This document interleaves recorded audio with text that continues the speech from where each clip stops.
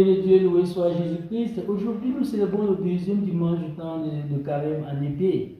Et le texte de ce dimanche nous invite à méditer sur le thème de la prière. La prière qui est cette rencontre avec le Seigneur, qui est ce cœur en cœur avec le Seigneur, face à face avec Dieu. Dans la prière, la méditation, la contemplation, où nous sommes invités à élever nos âmes vers le Seigneur. Ainsi, nous allons nous rencontrer en profondeur.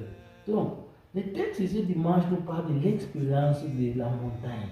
C'est plaçant l'accent sur le pilier du carême, le pilier de la prière.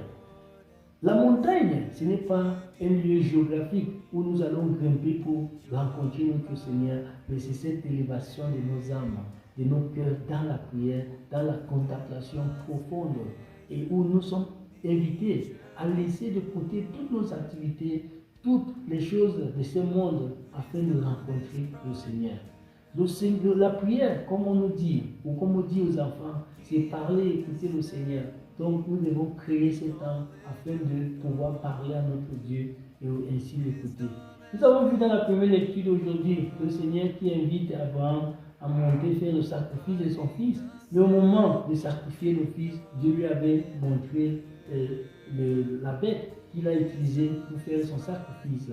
Et sur ces montagnes, Abraham avait rencontré le Seigneur Dieu, comme le Christ qui a rencontré Dieu sur le mont Tabor, et il fut transfiguré.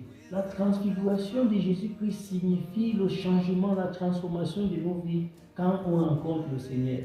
Personne et nul ne peut rencontrer le Seigneur et rentrer de la même manière. Donc quand on le rencontre véritablement, on se transforme.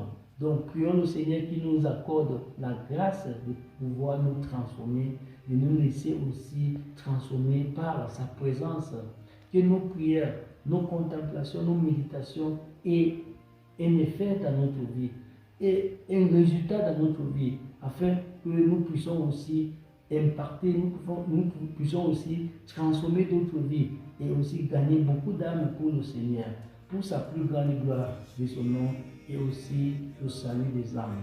Bon dimanche à vous tous.